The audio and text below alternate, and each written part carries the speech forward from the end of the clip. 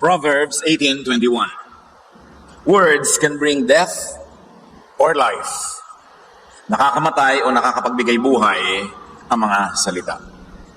Hurtful words. Mga masasakit, nakakasakit na salita.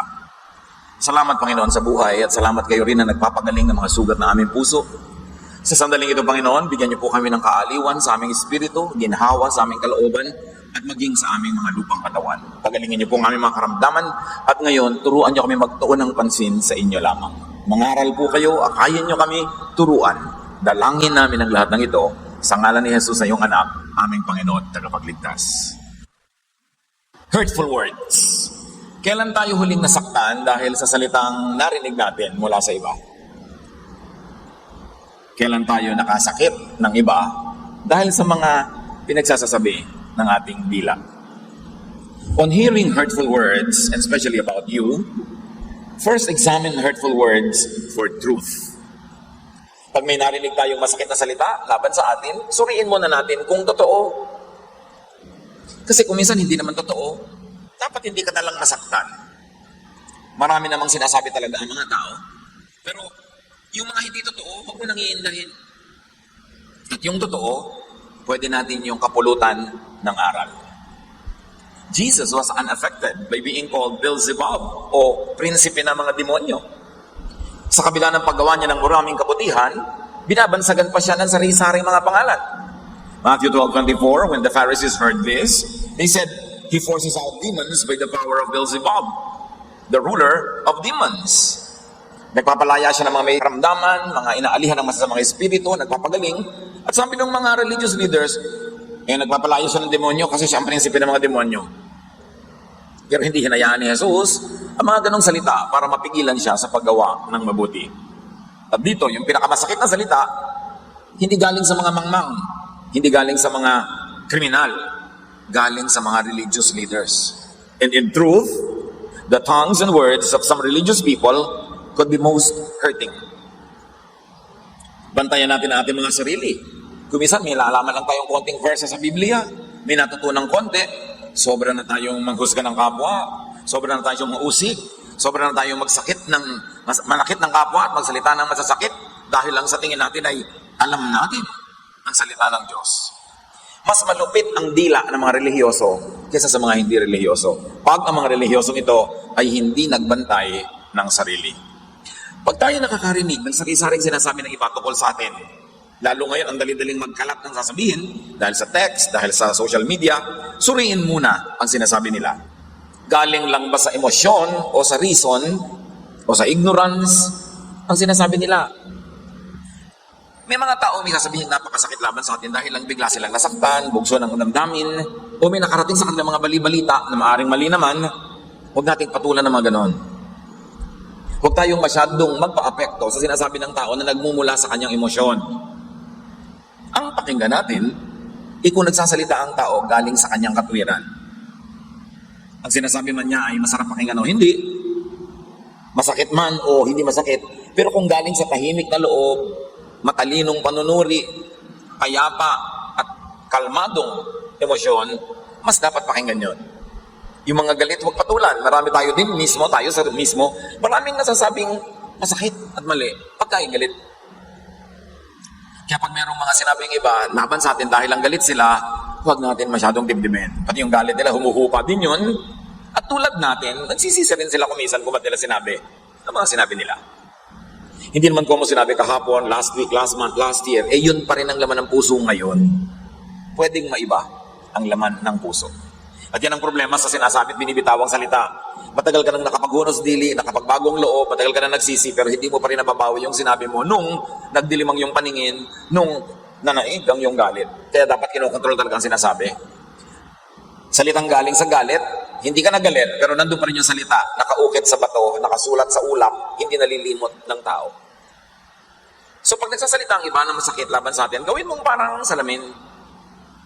Manalamin ka, make good use of their words, and learn even from hurtful words. Maaari tayong matuto kahit mula sa masasakit na salitang nadidinig natin laban sa atin.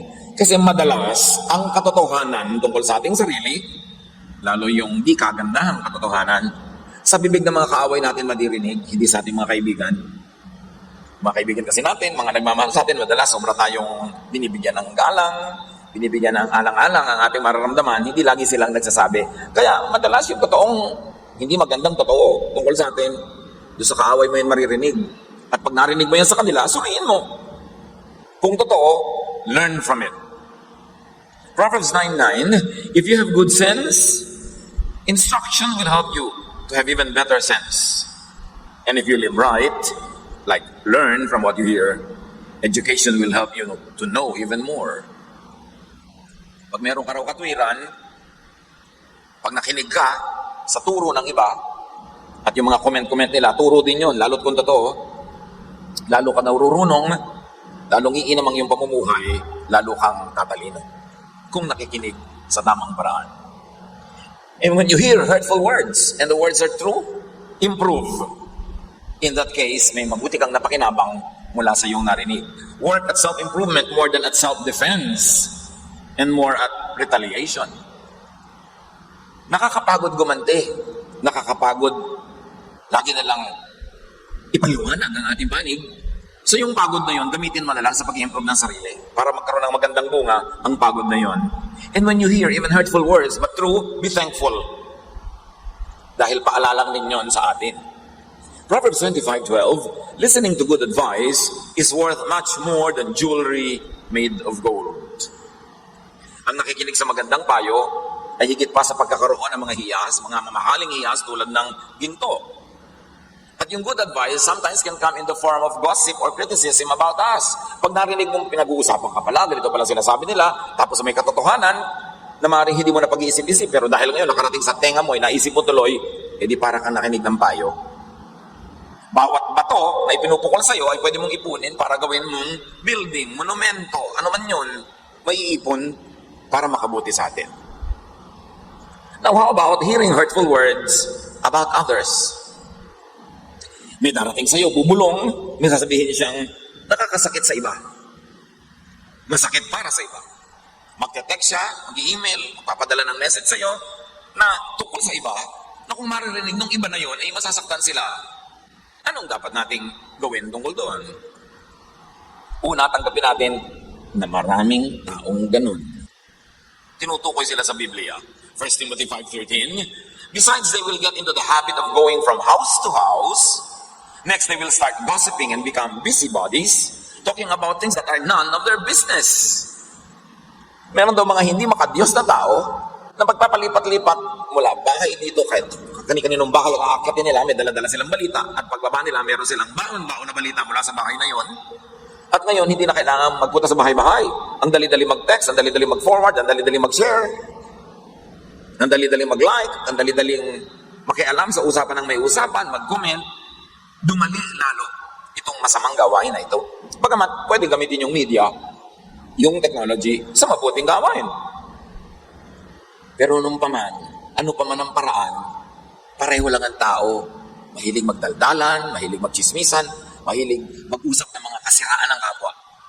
At sabi sa Proverbs 20:19, stay away from gossips.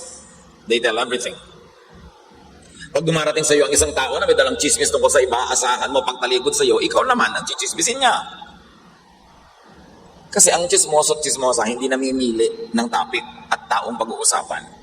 At kung ikay dinadalhan ng balita, siguradong kukuhanan ka rin ng balita o gagawaan ng balita. Ang mga anak ng Diyos, ang mga matitinong tao, pag nakakarinig ka ng salitang makakasakit sa iba, pag nakakarinig ka ng paninira, pamimintas, you should examine it for objectivity and truth. Susuriin mo muna kung makatotohanan, kung totoo, kung mabuti, kung karapat-dapat na pag-usapan. Huwag maniniwala agad. Bawat tao na pwedeng lumapit at bumulong sa atin, bawat tao na alam ang ating cellphone number at pwede tayong i-text, alam ang ating email address, alam kung ano-anong paraan para tayo makontak. Lahat ng yan, dapat suspect natin na pwedeng magdala ng hurtful words. Hindi ko muna unang nagsabi sa'yo, kakampihan mo na. Hindi ko muna unang nag-text, nagbigay ng panig niya, siya na ang kakampihan mo. Habang hindi mo naririnig ang kabila, suspend judgment. Kahit mahal mo yung lumapit sa'yo, kahit kapatid mo, kaibigan mo, asawa mo, anak mo, magulang mo, kahit sino yon, may isusumbong yon, natural pag nagsumbong siya, siya ang bida. Natural yung kalaban niya ang kontrabida. Meron ka na bang narinig na nagbalitang, alam mo, nakipag-away ako kasi ang sama-sama ko eh. Kasi walang hiya ako eh. Kasi bastos ako eh. Siyempre laging iba ang masama. Iba ang bastos, iba ang walang hiya. Huwag kayong naniniwala agad. Suspend judgment until you hear the other side. Eh, ang tendency pa naman natin, pag nanay natin, anak natin, asawa natin, kaibigan natin na nagsalita, kampi tayo agad. Hindi ganun ang mga anak ng Diyos. Because God is truth. And the truth has at least two sides. Bihira naman yung one-sided truth. Kaya pag may nagkukwento, nagchichismis, naninira, huwag kayo agad padala. Suriin. Si Pablo nga, nagtuturo siya doon sa mga taga-Berea. Hindi ko sinabi niya, kaya naniniwalaan. Sinusuri pa galing sa Bible kung talagang angkop sa sinasabi ng Bible at sinasabi ni Pablo. Acts 17:11, the people in Berea gladly accepted the message. Day after day, they studied the scriptures to see if these things were true. Sinusuri nila. Hindi sila agad-agad naniniwala. So do not be swayed by the first words that reach your ears, no matter whose voice gets to you first. Wait till you hear the other side, the other version first. So nagsusumbong sa iyong asawa mo, isinusumbong yung kapatid mo, suspend judgment. Nagsusumbong sa iyong kapatid mo, isinusumbong yung asawa mo, don't judge yet. Nagsusumbong ang nanay mo against your wife, nagsusumbong yung husband mo against your tatay, don't judge yet.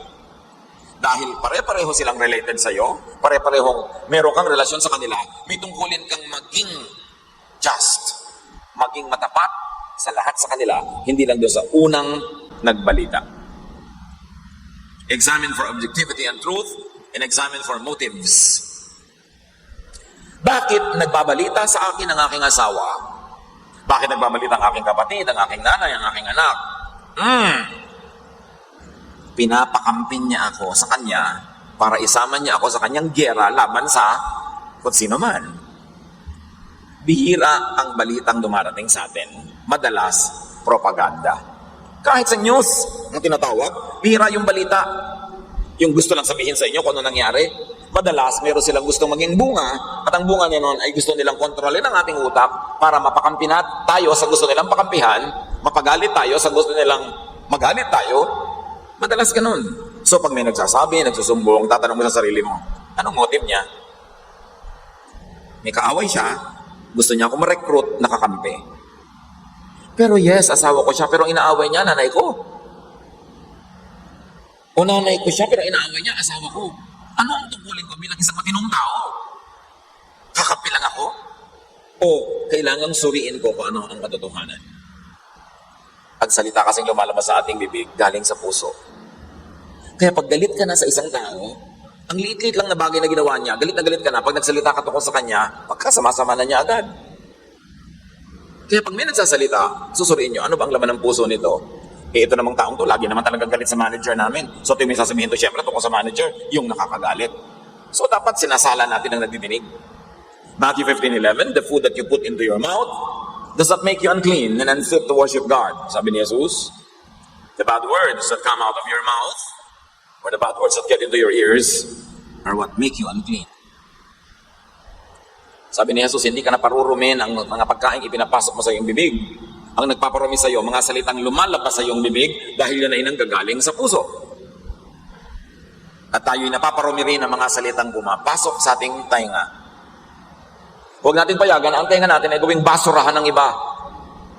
Nagalit sila kay A, kakausapin niya tayo para magalit din tayo at sa pamamagitan ng ating tenga, dumumi na rin ang ating isip at ang ating puso nang hindi man lang natin sinusuri, nililipis ng tama yung taong nakasakdal. May judgment agad. It's very important. When people come to you with very negative words, bless them. Bless the speaker. Bless the griper, the critic, the gossiper, by not falling into their trap.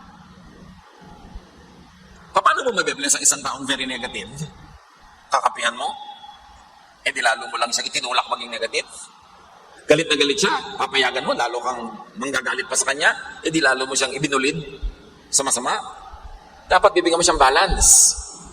Kung meron kang malasakit sa isang taong nagsasabi na kung ano-anong negative sa'yo, sa iyong mahinahon na paraan, pahinahunin mo rin siya. Pakalmahin mo ang kanyang galit. At dahil meron kang access sa kanyang tenga, bigyan mo siya ng katwiran, sabihan mo ng maganda, ng mabuti. At sa isang paraang hindi nakakainis, maging abogado ka naman nung isinasakdal niya. Kung sinasabi niya, nakakainis talaga nung taong ito, bla bla bla bla bla bla. Pwede mo rin masabi, alam mo, yung tao na yan, meron din niyang ginagawang mabuti sa atin, lalo sa'yo, ganito, ganon. Para humupa ang kanyang galit. At para makita rin niya yung other side ng tao na ang tingin lang niya masama, pero may mabuti rin naman. No one is perfect, so no one can be perfectly wrong. No one can be perfectly evil, because even in that area, no one is perfect. So pag dumarating sa iyong galit na tao, pag umalis, payapa siya, yun ang blessing. Hindi yung kakampihan mo, lalo mo pasusulsulan, gagatungan para lalong magalit. Hindi blessing ang tawag doon. Pag may mga nagagalit, pahupain ang loob. Pag kami mga nananakit, take away their power, their energy to hurt you. You know how you take away the power of people who want to do you wrong? Take away their anger. Ang taong galit, malakas. May lakas. Yung galit, nakakapagpalakas yan eh. So pag may galit sa'yo, lalo mong ginalit, edi pinalakas mo siya para lalo kanyang masaktan. Pag may nagagalit na sa'yo, maggagawa ka rin ng masama laban sa kanya, dinadagdagan mo ang galit niya. Ano to? Dinadagdagan mo ang lakas niya. Kasi ang taong galit, malakas. Paano mo magagapi ang taong galit? Tanggalin mo yung galit. Huwag mong suklian ng masama. And one notch higher, gawan mo ng mabuti. Ano ang magagawa laban sa iyo na isang taong nawala ang galit? Ang matalinong tao, hindi ginagalit. Yung galit na nga, kasi gagamitin niya yung galit niya bilang lakas laban sa iyo. Take away their energy, take away their strength by taking away their anger. Kaya yan ang turo ni Jesus. Galit na galit sa iyo yung isang tao, forcing you to walk 1 mile, sabi niya, walk 2 miles. May namimilit na hingin yung jacket mo, ibigay mo rin pati kamiseta mo. May galit na galit sa'yo, ikaw talaga. Imbes ipagtanggol mo yung sarili mo, makipag-away ka rin, sabihin mo, ay pasensya ka na talagang mga ko. Tapos, mali ka. Oo nga, mali ako. O ano pa sasabihin niya? Pag sinabi mo, ikaw, mali ka rin, mag-aaway kayo. Kung matalino ka, hindi ka manggagalit ng kapwa. Kasi ang galit na tao, makakagawa ng masama sa'yo. Ang matalinong tao promotes peace. Kasi siya ang unang nakikinabang pag mayroong kapayapaan. Huwag patulan ng galit. Kahit masaktan mo siya, masasaktan ka rin niya. Pareho kayong talo. 1 Peter 3:9-10. Don't be hateful and insult people just because they are hateful and insult you. Instead, treat everyone with kindness. You are God's chosen ones, and He will bless you. The scriptures say, do you really love life? Do you want to be happy? Then stop saying cruel things and quit telling lies. Mahal mo ang buhay? Gusto mong payapa, tahimik? Gusto mong masaya? Tumigil ka ng kadadakdak. Tumigil ka ng pagsasalita ng masakit laban sa kapwa. Minsan sabihin kang masakit laban sa kapitbahay mo, may pakpak ang balita, may tainga ang lupa, makakarating sa kanya ang balita. Nagsalita ka ng masakit, gagantihan ka niya. Hindi katalinuhan, hindi pagwawagi ang magsalita ng masakit. Kasi ang bawat salitang binibitawan natin parang boomerang, babalik sa iyo. Kung talagang galit na galit ka rin, wala kang masabing mabuti, edi tahimik ka lang muna. At least wala kang ibidato na babalik din sa iyo. Yung mga bungangera, mga chismoso, mga reklamador, mga pintasera, maraming kaawayan. Gusto mo bang may kaaway ka? Di ba masarap, may kaibigan ka, tumutulong sa'yo? O hindi mo man kaibigan, hindi ka man tinutulungan, hindi ka naman ginagawa na masama. Learn! Ang mga mahilig makipagdaldalan, magsalita, magkomento, yan ang maraming kaaway. Hindi tahimik ang buhay, hindi masarap ang buhay. Matthew 5:43-44, sabi ni Jesus, you have heard people say, love your neighbors and hate your enemies. But I tell you to love your enemies and pray for anyone who mistreats you. Pag minahal mo yan, mamahalin ka rin niya. O kung hindi ka man niya mahalin din, at least hindi ka niya kakamuhian. That's one less enemy. Better, that's one more friend.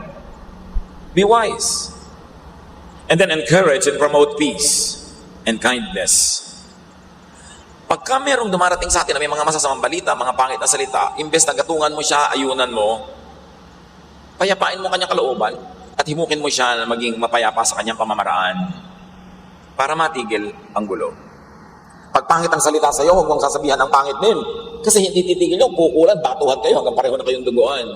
Pangit ang sinabi sa iyo, nasaktan ka, huwag ka muna kumibo. Kasi pag hindi ka naman kumibo, titigil na yun ang kababato eh. Pero pag hindi ka na kumibo, bumato pa rin, mga 2 o 3 beses din yun, titigil na. Pero habang bumabato ka, pagante, hindi rin siya titigil. The best answer to someone who says very wicked and unkind words is a kind answer or silence. Proverbs 15:1, a kind answer soothes angry feelings, but harsh words stir them up. Pag mabait, banayad, mahinahon ang iyong sagot, gaano man siya kagalit, huhupa din ang kanyang galit. Dahil ang kapayapaan at mapayapang sagot, nagtatanggal ng galit ng kapwa. Ephesians 4:29, stop all your dirty talk. Say the right thing at the right time and help others by what you say. Tigil na daw yung mga salitang walang katuturan, masasakit, marurumi, pangit, walang buting idudulot sa ating buhay. At pag tayo nakarinig ng mga salita laban sa iba, contain and bury hurtful words. Sa mga pangit at masasamang salitang nadidinig natin, ituring natin ang ating tenga na sementeryo. Pagpasok doon, baon, libing. Huwag natin ituring ang ating bibig na broadcast station, Channel 99. Huwag natin ituring ang ating bibig na communication tower, na pag pumasok sa ating tenga, lalabas sa ating bibig, daig pa natin ang media. Dapat walang ganyanan. Listen, brothers and sisters. When you hear negative words about others, do not repeat or spread hurtful words. Pag narinig nyo na, disente kayong tao, ibaon nyo na. Hindi yung, alam mo ba kung anong sabi niyan tungkol sa'yo? Naku ha, ikaw ay messenger from hell. Gagatungan mo pa, gagalitin mo. Bakit mo gagatungan? Bakit mo siya gagalitin? Anong mapapala mo? Ang apoy, kaya nagpapatuloy na maglagablab kasi merong fuel. Kung merong firewood, hagisan mo yung apoy na humihina na ang apoy, hagisan mo ng bagong kahoy, lalagablab ulit. Pero pag wala ka nang inilagay na bagong gatong, mamamatay na yung apoy. Parang kalan na wala ng gas, wala ng kuryente, titigil yon. So kayo, huwag maging gatong. Huwag na magdagdag sa balita, huwag nang pahabain, huwag nang pag-usapan. Huwag nang pahabain pa yan. Kumisa na magkakapatid, ang paboritong topic, mga hipag, mga bayaw. In a negative way, ha? Yun din mga hipag-hipag, mga pag nakikita-kita yung magbibilas na yan, ang topic yung magkakapatid na asa-asawa nila. So nagpapadagdag lang yun ng galit, nagpapadagdag ng inis, hindi na solve ang problem. Hindi rin naman nagbabago yung taong pinag-uusapan nila, pero sila lalong nagagalit, lalong lumulungkot. Anong benefit? Do not say or share hurtful words to persons who could or who would spread them. Pag meron na kayong alam, galing sa inyo o galing sa iba, ipapasa nyo, huwag nyo ipapasa sa iba na alam nyo, ikakalat lang niya yon. At ito kuminsan na nagpapalala ng mga gulo kahit sa mga pamilya. May sasabihin ka sa kapatid mo, tungkol sa isang kapatid pa, alam mo naman yung kapatid natin, ganyan, ganyan, ganyan. Tapos pagka siya na ang kausap doon, sabi niya, alam mo, sabi niya tungkol sa iyo. Kasi ang mga alam ng tao, pag siya'y nagipit, ginagamit niyang sandata, laban doon sa iba o laban sa nagsalita. Sinabihan mo ko, galit ka kay A. Nung nagalit ako kay A, wala na akong masabi. Sasabihin ko rin, alam mo ba siya, galit din sa'yo. Hindi lang ako. Idadamay niya ngayon yung iba na wala sa usapan. Alam mo ba, sabi niya tungkol sa'yo, wala ka daw kwentang tao, maramot ka daw, masama ka daw. Kasi wala na akong masabi, kukunin ko na yung sinabi ng iba na alam ko. Kaya huwag niyo ipinagtitiwala kung kani-kanino ang iniisip niyo tungkol sa iba. Kasi gagamitin nila yun pag nagipit. At At kung minsan gagamitin nila laban sa inyo mismo, yung mga ipinagtapat nyo sa kanila, yung mga sinabi nyo sa kanila, oras na nais sila, nagalit sila, nagipit, gagamitin nila laban sa inyo. Ang matalinong tao, hindi daldal ng daldal tungkol sa iniisip niya. Kasi oras na ipinagtiwala mo ang iniisip mo sa iba, pwede nilang gamitin para sa kanilang sariling kapakinabangan. To prove lang nila na talagang tama sila, mali yung kausap nila, isasangkot ka sa usapan. Si ano nga, sabi, mali ka rin dalawa na kami nagsasabing mali ka. Wala ka pa malay-malay yung sinabi mo in confidence, yung ipinagtiwala mo, gagamitin niya behind your back para lang palakasin ang kanyang offense or defense. At yan ang nakaka-frustrate ko minsan. Taong pinagtitiwalaan mo, may sinabi ka, bilang malalaman mo, alam na ng iba. Kanino pa nanggaling? Di sa kanya. Importante na pag may nadidinig tayo, hanggat di tayo binibigyan ng permiso na nagsabi sa atin, hindi natin uulitin sa iba. May lumapit sa'yo, alam mo nakakainis itong si person B. Sabi mo, oo nga sabi nga ni person A, nakakainis yan si person B. Sinabi sa akin ni person A. May permiso ka ba ni person A na sabihin yun? Wala. So yun ang isang uri ng betrayal. Whatever is shared in confidence, whatever is shared in private, you are not at liberty to share with others, to repeat to others. Especially if the people concerned who told you anything are people of important position, people of important social position, dapat ang sinasabi, pinagtitiwala nila sa inyo, private. Do not betray the trust. Proverbs 21:23, watching what you say can save you and others a lot of trouble. Pag sinabi sa'yo, lalo kung emosyonal o galit o hurting ang nagsabi, you are not entitled to repeat or spread it. Kasi maaaring humupa na yung galit niya nung nagsabi sa'yo, pero ngayon inuulit mo pa sa iba as if hanggang ngayon galit pa siya. Ano ang narinig na hindi dapat ipapasa o sinasabi? Yung kung ang kaharap ang gusto mong pasahan ay hindi sana sasabihin nung nagsalita. Halimbawa, may persons A and B. May sinabi sa iyo si A tungkol kay B. Pero alam mo na kung nandun lang si B, kaharap niyong dalawa, tatlo kayo, hindi sasabihin ni A kasi nandun si B. Alam mong hindi niya sasabihin yon kung nandun si B. O ngayon, kayo na lang ni B ang magkausap, ba't mo sasabihin sa kanya yung sabi ni A? Kung nandun nga si B, hindi naman sasabihin ni A yun Ngayon at wala si A, sasabihin mo kay B yung sinabi ni A, that is betrayal. Kababaan ng pagkatao yung ganong kadaldalan. Sasabihin mo, pag sinabi ko ito sa kanya, pag nandito naman siya, hindi ito sasabihin nun So bakit mo ngayon sasabihin? It is shared in private. It must remain private. Titus 3:9, but don't have anything to do with stupid arguments and stay away from disagreements and quarrels. Such arguments are useless and senseless. Sa kapapagchismisan natin tungkol kay A, nagbago na ba si A, bumuti na ba siya? Hindi pa rin. So tayo lang naiinis, tayo nagagalit. So we should stop doing this. We should talk only about what is glorifying, what is encouraging, what is uplifting. Bakit tayo mag-uusap ng mga bagay na nakakainis, nakakagalit, nakakapagpasama ng loob? Nilalaso natin ang sarili nating puso.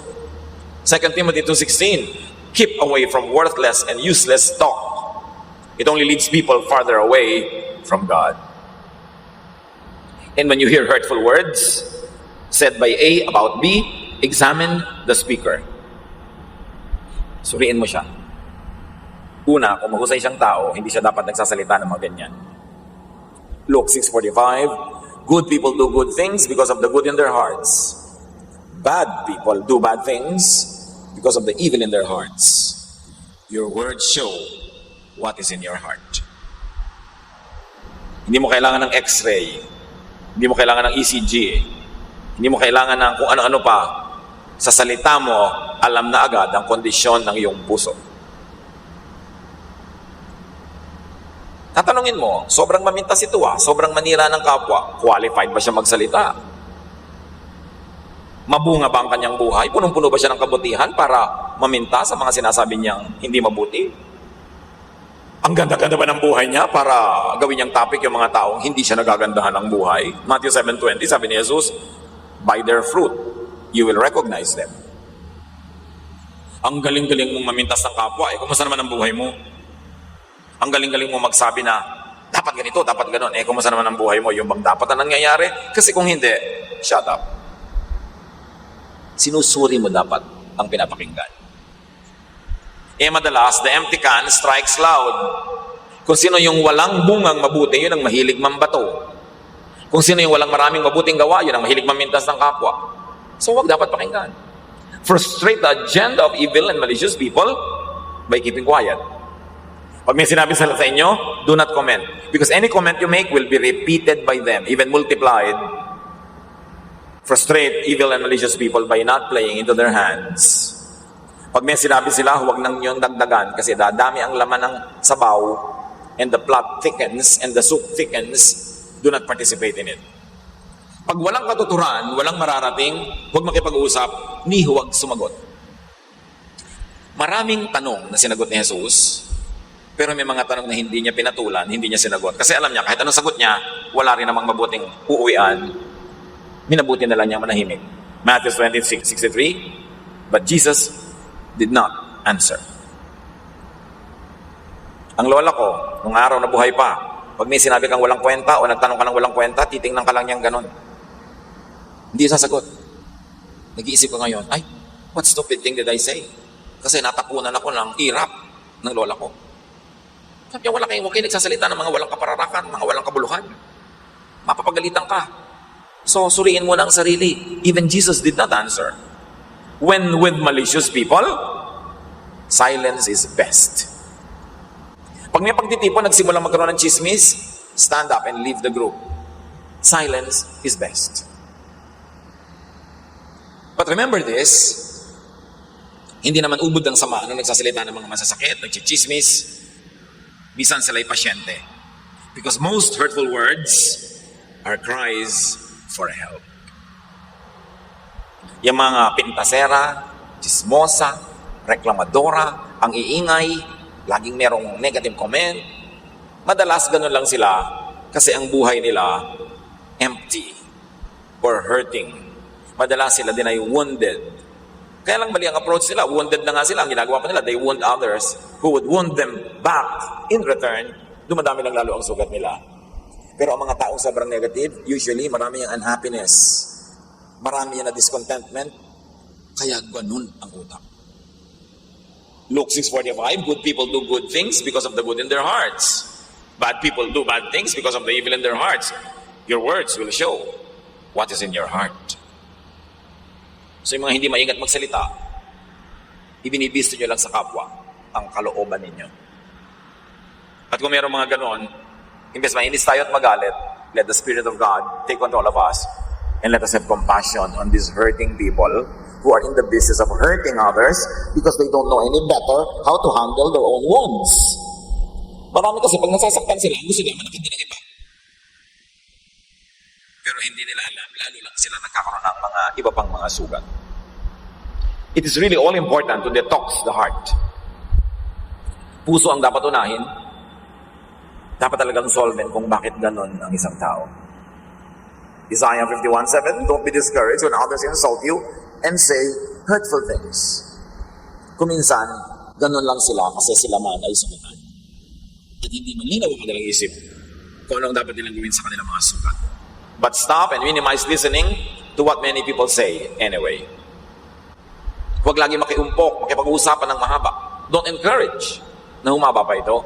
Proverbs 14:7, stay away from fools or you won't learn a thing. Dapat pag may kausap ka, 2 minutes, 3 minutes, 5 minutes, 10, 15, 20, whatever, paghihiwalay nyo, you're edified. May natutunan ka, mas bumuti ang iyong pagkatao, gumanda ang pananaw mo sa mundo, may nalaman ka impormasyon, dapat gano'n ang kausap. Pag hindi nangyayari yon, you are wasting your time.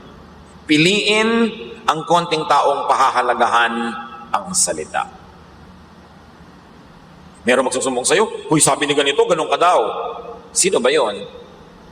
Okay, wala namang kwenta yun sa akin, so hayaan mo siya. Ano naman ang accomplishment nung nagsasabi? Ano naman nagawa niya sa buhay? Ano naman ang napatunayan niya? Wala. Wala pala. Ba't mo papahalagahan ang salita niya? Yung salita ng walang kwentang tao ay walang timbang at bigat. It must not be allowed to carry weight. At saka syempre, ang mga tao maraming sasabihin yan. Kung minsan naman ang sinasabi nila, sincere. Meron namang wala lang masabi. Magsasalita pa ng negative. Hindi naman galing sa puso. O kaya, ang dami sinasabi, pero mangmang kasi, kaya niya sinasabi yon. So, hindi lahat ng sinasabi ng tao pinapahalagahan. Ecclesiastes 7:21, don't listen to everything that everyone says, or you might hear your servant cursing you. Pagka ba nag-uusap ang ating mga empleyado, ang ating mga katulong, naku, pinupuri kaya tayo, pinagpepiestahan. Huwag nyo nang asahan na pupurihin kayo. Mabuti kung pinupuri, pero kung madalas, hindi naman, huwag nyo nang asahan yun. Pag pinag-uusapan kayo ng mga taong naiinggit, anong inaasahan nyo? Purihin kayo? Yung tao lang na mahalaga sa inyo, ang papahalagahan nyo, ang salita. Yung iba, hindi naman kayo pakain, hindi kayo tinutulungan, hayaan nyo silang sabihin nila ang gusto nilang sabihin. Do not always diddly ask, ano sabi? Mahilig tayo ganun eh. Ano sabi? Ano sabi sa'yo? Yung para kang basurahan, naghahanap ka ng basurang itatambak sa'yo. Ano sabi? Lalo alam mo na may sinasabing laban sa'yo, may kausap siyang tao pagbalik sa'yo. Ano sabi? Ba't ka naghahanap ng sakit ng ulo? Bakit naghahanap ng problema? Pagka nga dumatating sa'yo, sabihin, alam mo, may sinasabi sa toko sa'yo, sabi mo, I don't wanna hear it. It's beneath my dignity. Dapat ganun. I will not dignify what they're saying about me. The opinion of God and intelligent people about me is what is important to me. Ganun. Do not needlessly ask about other people's thoughts and words and lives. O ano, kumusta na siya? Ano na nangyayari sa kanya? Bakit yung gusto malaman? If it doesn't concern you, don't ask about it. If you cannot help, don't ask about it. Umahanap tayo ng basura. Now, on saying hurtful words, kasi madalas tayo din, nagsasalita na nakakasakit, check your heart. Check your motives. Jeremiah 17:9, the heart is deceitful above all things and beyond cure. Madalas din tayo, pag may sinasabi, meron tayong hidden agenda, hindi lang natin gusto mag-inform, gusto natin mag-influence. Hindi lang tayo nagsasabi ng katotohanan, gusto nating manggalit, gusto nating magkaroon ng kakampi. Gusto nating manghikayat, manghutot. Marami tayong ginagawa para manipulatin ang kapwa. The heart is deceitful above all things. Kaya dapat laging pinapasuri sa Diyos. Psalm 139:23-24, look deep into my heart, God, and find out everything I am thinking. Don't let me follow evil ways, but lead me in the way that time has proven true. Suriin niyo po ako at gabayan. Para ang daanan ko lang ay yung napatunayan ng tamang landas. And stop minimize saying hurtful words. Pigilin ang dila. Psalm 34:13, don't say cruel things and don't tell lies. Every cruel thing you say will come back to you. Pag tayo may sinasabi, mapakampi lang natin yung kausap natin, half-truth lang ang sasabihin natin. But a half-truth is also a half-lie. Pag kalahati lang na totoo ang sinabi mo, it means yung kalahating hindi totoo, hindi mo sinabi. Or hindi mo sinabi ang kalahating dapat ding sabihin. Kaya nga pag nanunumpa ka sa huwes, I swear to say the truth, nothing but the truth, the whole truth, all truth. Hindi ka half-truth lang. Matthew 12:36, sabi ni Jesus, I promise you that on the day of judgment, everyone will have to account for every careless word they have spoken. At kung tayo ay may mga nasaktan na sa ating dila, make it up to people you have hurt. Say sorry. Pay. Restitute. Restore. James 5:16, if you have sinned, you should tell each other what you have done. Then you can pray for the one another and be healed. Remember, you have sinned, you will tell the offended person what you have done. Hindi yung, she had sinned, I will tell others about her sin. Hindi ganun. I tell only about my sin to the person I have offended. I am not in the business of talking about the sins of other people. Yun ang ayaw na ayaw ni Jesus. So let's move on to beautifying our words. Pagandahin. Because hurting words come from hurting hearts. Because ugly words come from ugly thoughts and feelings. Beautify your heart, so your words will be beautiful. Proverbs 12:18, sharp words cut like a sword, but words of wisdom heal. Ang salita ay pwedeng manakit at pwede ring magpagaling. Matthew 15:17-20, sabi ng Panginoon, don't you know that the food you put into your mouth goes into your stomach and then out of your body? But the words that come out of your mouth come from your heart. They are what make you unfit to worship God. Out of your heart come evil thoughts, murder, unfaithfulness in marriage, vulgar deeds, stealing, telling lies, and insulting others. These are what make you unclean. Yan ang nagpaparumi sa kaluluwa ng tao, mga salitang marurumi. So beautify your words by beautifying your heart first. Suriin ang puso, laging ipasuri sa Diyos, laging ipalinis, bantayan. Proverbs 4:23, carefully guard your thoughts because they are the source of true life. And very importantly, learn to reassign and to beautify words. Merong mga pagbibitaw na pangit, may maganda. Maraming beses, kahit ako mismo, meron akong gustong ipaimbita para makausap, meron akong gustong i-discuss, meron akong gustong sanang ipakiusap na gagawin nila. Sasabihin ko sa isang tao, pakiimbita mo dito si kuya ganon para makausap ko. Pagpunta niya doon, tawag kayo. Pangit agad ng bitaw. Diba? Yung masakit sa tenga, ha? Sino naman siya para ipatawag ako? Yung magagalit ka tuloy agad dahil pangit ang bitaw. Pag kayo namamagitan sa dalawang tao, si A may sinabi, patungo kay B, sikapin niyo ang pagsasabi niyo ang pinakamagandang paraan because you are a child of God, you should be an ambassador of peace. May bigay si A na pagkain kay B. Sabi ni A, ano, nagustuhan ba? Hindi. Napinasan pa. Pwede mo nang pagkantayin na nilalasap-lasap yan, sinusuri. Pero para i-interpret mo in a very negative way, nanggagalit ka ng kapwa. At marami sa atin napaka-irresponsibleng messengers. Yung boss sa office, may gusto makipag-usap, may nararamdaman, gusto magpahinga. Sasabihin sa sekretary, pwede ko bang makausap si boss, si sekretary? Pagod, tulog, ganun agad. Hindi mo lang masabing, may dinaramdam, payagan mo na natin magpahinga. Mamaya, pagka malakas na siya, tatawagin kita. Pero sabi agad sa'yo, may appointment ka ba? Pagod siya. Magagalit ka doon sa tao na hindi mo lang siya yung nagsabi sa'yo, yung sekretarya lang, pero galit ka doon sa tao kasi yung sekretarya is a secretary from hell. Hindi marunong mag-represent in a beautiful way. Lumili ka ng kaaway para doon sa boss.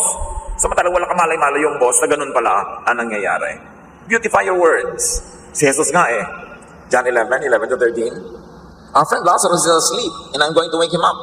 They replied, Lord, if he is asleep, he will get better. But Jesus really meant that Lazarus was dead. But they thought he was talking only about sleep.